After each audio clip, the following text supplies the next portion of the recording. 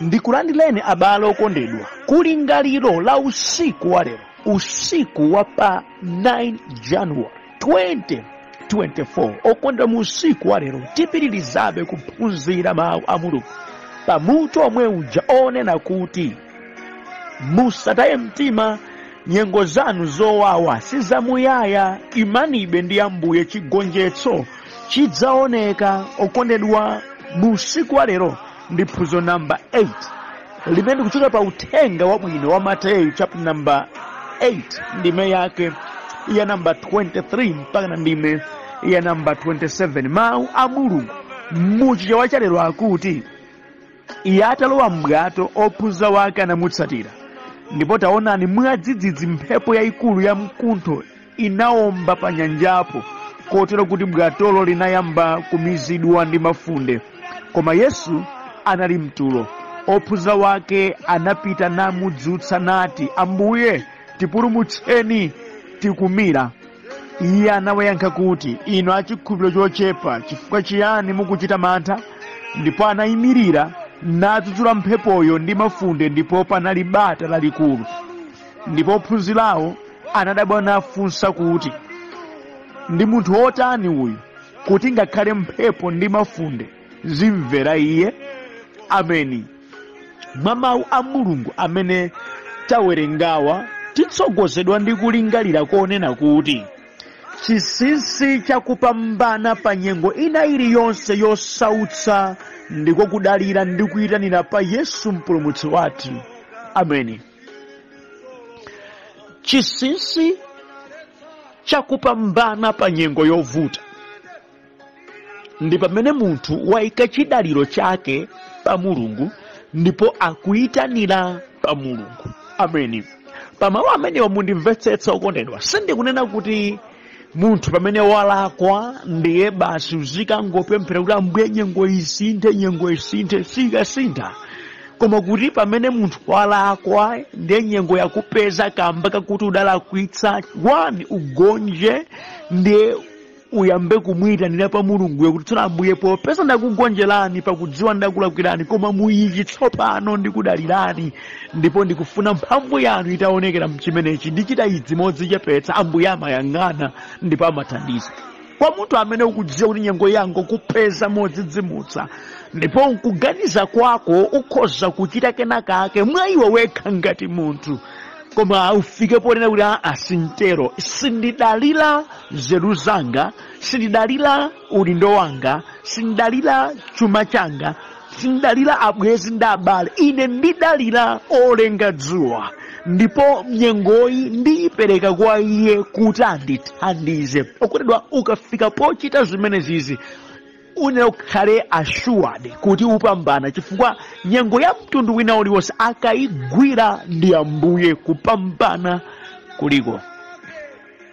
kuliko china chake chapaderadera chimachitika. Ameni.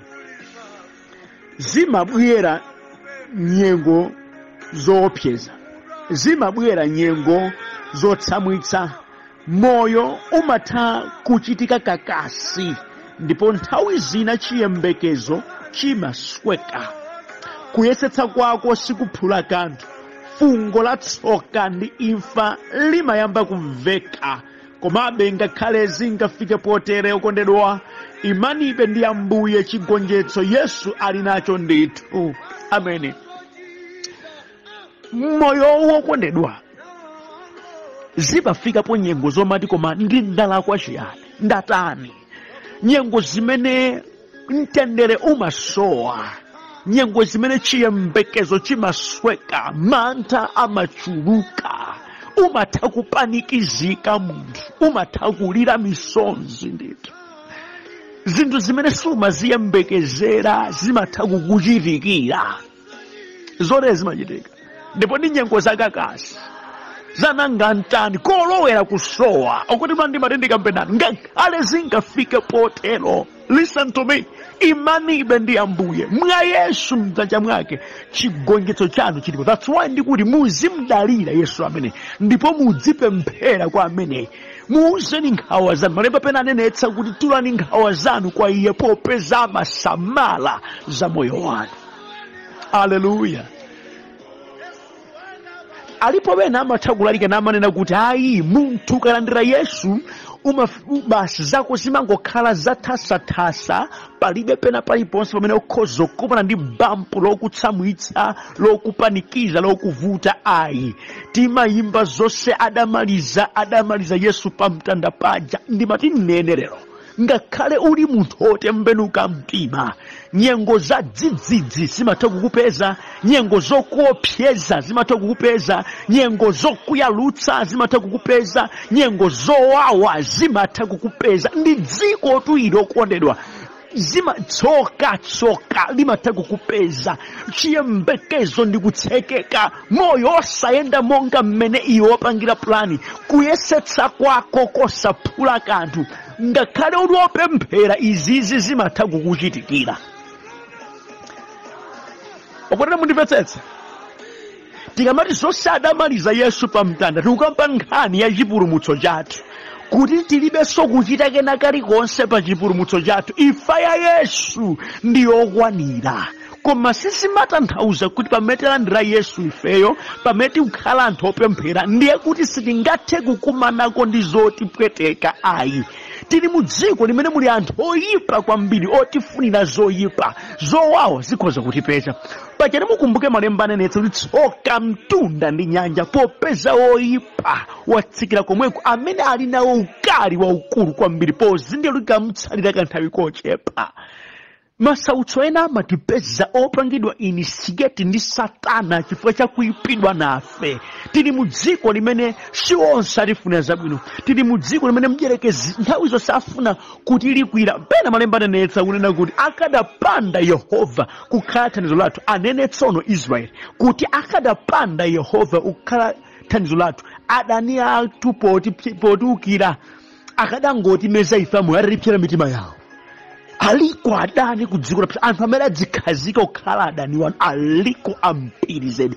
Mkamwa mwawo simmakamba chabwino cha inuyo, amalakalaka mtafa. Sakondwera kuti muli ndi udindo umenewo, sakondwera kuti zikuyenderani, sakondwera kuti anthu akambakamba za inu. Tazionapo zimenezi. Alipo anthu ofuna kumapembedzedwa muzikamba za iwo, ndipo akaona kuti moyo wanu sukuyenda bwino, amayamba nanu zinthu zauda zimene simungathe kuzimvetsetsa kuti zikuchokera pati. Nyengo zotere zimatha kupezeka. Ndenu ukazizindikira, omudalira asakhale nkhope ya munthu amakhumudwitsa. Ukazizindikira, odalira akhale Yehova Mulungu wako. Ukazizindikira, pemphera udzimuuza Mulungu. Ngati zikubyala manthawo muuze Mulungu. Ngati pena pake zikukhange zusokonekera, nzeru zako zizichokera kwa Mulungu. Chinthu chilichonse chochokera ku mpando wa Yehova iwe pochichita umapambana, umagonjetsa. Ameni. Mawu a Mulungu amene tawerengawa ndi scenario imene achitika mu utumiki wake wa Yesu Khristu. Amafuna kupita dera lina kuti akapitirize kufalitsa uthenga wabwino, ndipo adafunika kuti adutse pa nyanja. Iye adanyamuka modzi ndi ophunzira wake, ndipo Yesu adagona monga malemba akunenera. Mbapo ndi kuti mwadzidzidzi pa nyanja padabuka namondwe wamkulu. Ophunzira Yesu poti wena adalipo asodzi amadziwa mmene nyanja imachitikira, na Yesu ayesati masamutawo apatitere bwanja apatitere. Nafika kuti afika ponena kuti titayika pano takumana ndi nyengo imene sidayione, sidayiyembekeze, sidayiganizire, moyo wapweteka, ndipo fungo la imfa lidayamba kuwatsamira. Adakalira kwa Yesu, Ambuye tipulumutseni tikumira. Yesu aura zosatheka, simungamire ndili pomwepa. Koma kuti ndikuonetseni ine mwini chilengedwe akudzudzula mphepo ndi nyanja ndipo zidakhala chete. Amen. Ndi pamene ndikuonetsani kuti ofunika kumudalira ndi Yesu amene ali ndi kuthekera kwa kudzudzula mphepo ndi nyanja zimumvera zikhala chete. Mpaka nati ophunzira adadabwa kuti kodi mwa Yesu so muli thandizo lotere. tinakhoza kumudzutsa, tinakhoza kumudalira, tinakhoza kumpatsa vuto lathuli popeza utaonani watithandiza. Adazindikira konsoli gawo lina la Yesu kudzera mchidaliro chimene adaonetsa. Ameni. Mwa mawu amene okondedwa tiphunziramo zinthu izi. Choyambirira, munthu umatha kukhala ndi mapulani ako bwinobwino, koma mapulani akowo dziwa kuti zovuta ndi zowawa zilimonso. Ameni.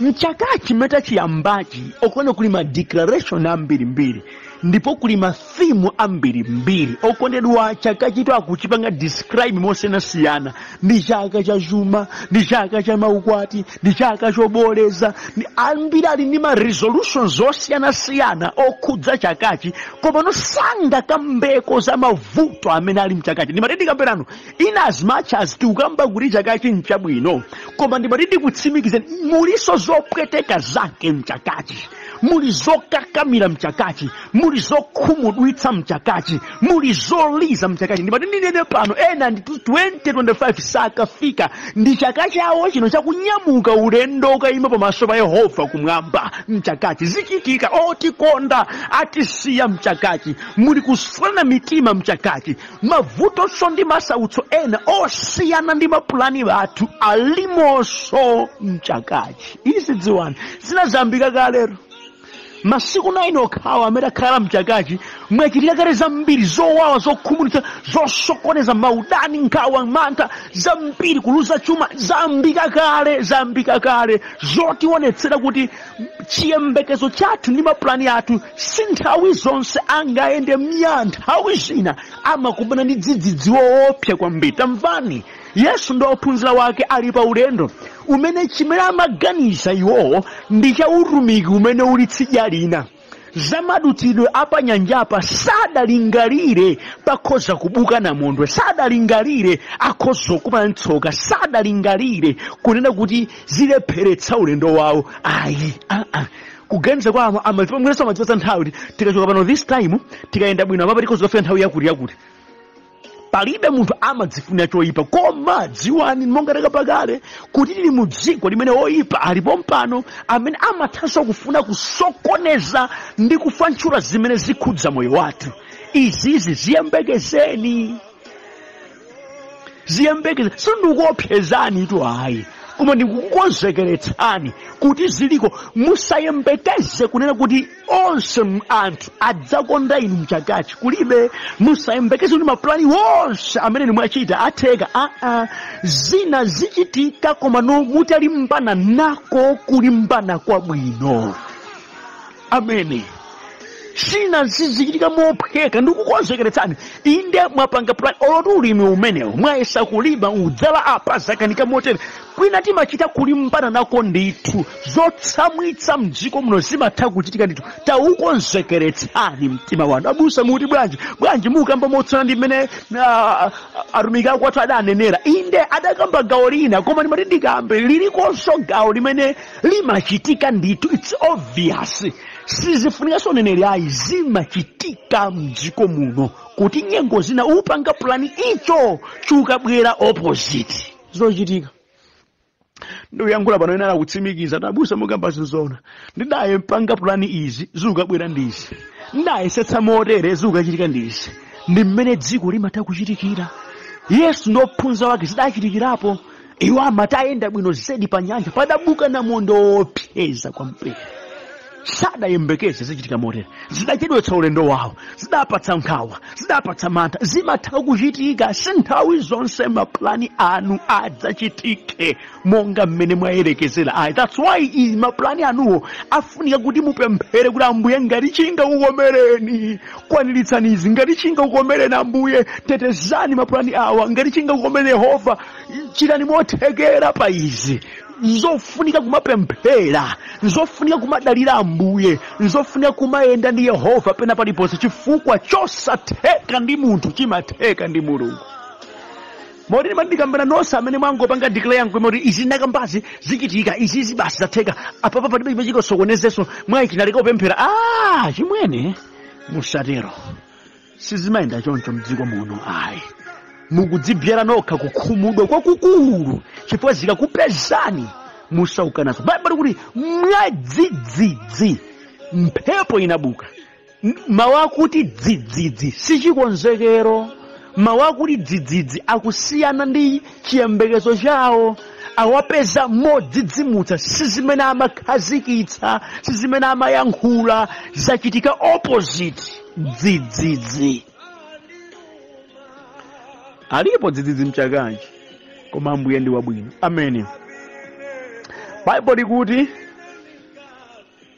pakatikati pa nyanja, mkatikati mwa ulendo, mphepo idabuka.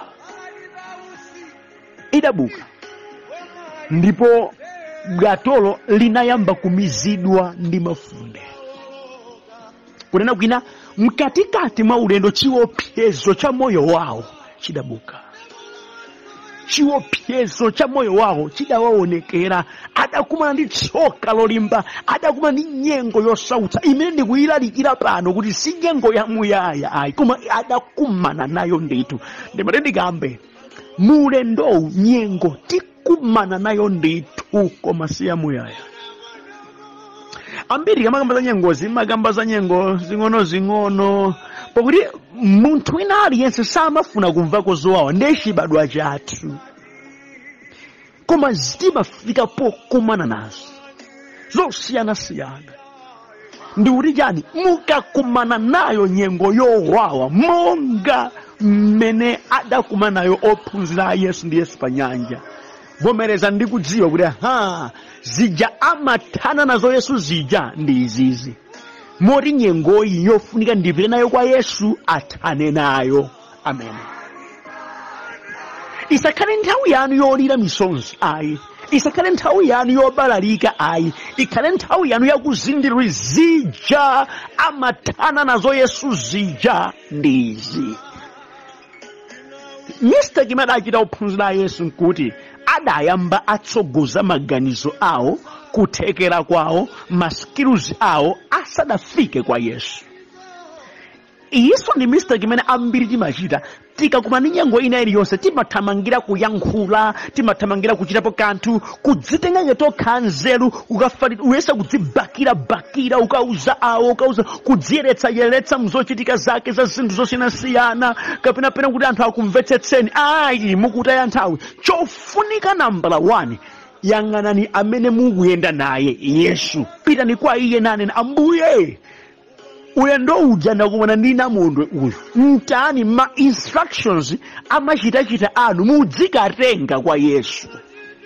Amen. Ndikuwuzani zinthu zimene ambiri timakanika kuchita. Munthu kamati ukuchita zimene wapangidwa instruct ndi Yesu, umazichita ndi mtima wonse, ukudziwa kuti chipambano changa chilipo. Ndiye ndikumemani kuti pakena kalikonse kopezeka, choyambirira pitani kwa Yesu. Ambuye banja langa lagwedezeka, utumiki wanga ugwedezeka, kwadzuka vanthu akulimbana nani, Ambuye apantani. Zimene Ambuye akuuzeni, kazipira munthu kazitani, zichiteni kolimbika, ndema solutions yanu. Kuntchito kwanga Ambuye kwachitika izi, Ambuye mwana wanga watere, Ambuye business yachitika izi, Ambuye ndakumana ndi izi. Kuti ntani apa mutenge instruction imene mpando wa Yesu, mawu a Yesu ukupatseni, zochoka kumpando wa chifumu wa Khristu ndiye chipambano chathu. Musathamange, kuchita malingaliro anu zinazi enaso mmalomori akhoze mpamene amakalakwira. For example, mwakhumudwitsidwa ndipo ti mtima wanu wawawa, simudapita nazo kwa Yesu, nawo mwambopanga react mopsa mtimaso motengera nchowawa chimene chakupezani, mmalo moti mukhoze mayipitsiraso zochitikazo. Madzi otentha okhaokha samazizilitsana sosateka. Alipo wena maloma kuti abwera nayo nyengo wa Khristu Yesu, iwo adamba kupanga react monga ngati anthu anzeru, kuona ngati kuti akhoza kukhoza, maloma kuti zinthu zikonzeke ndi zidangoonongekera. Luka pano banja lidasokonekera kwambiri, ntchito idasokonekera kwambiri, maubale idasokonekera kwambiri, business idasokonekera kwambiri, tsogolo lidasokonekera kwambiri, chifukwa kuti nyengo itafika maloma kuti aitengere kwa Khristu, adadzitama okha ngati anzeru, pogwiritsa ntchito experience yawo zimamaganiza zakusukulu kwawo podzitama ndi kupsa mtima kwawo adalako zinthu. Malemba amakamba pa Yakobo 1:20 kuti mkwiyonso chita chilungamo cha Yehova atapsa mtima adapanga reaction ya chinthu china chake chimene chidawononga zambiri mano mokonza. Mokonza zidawonongeka chifukwa sadatenge instruction yochokera pa mpando wa Yehova.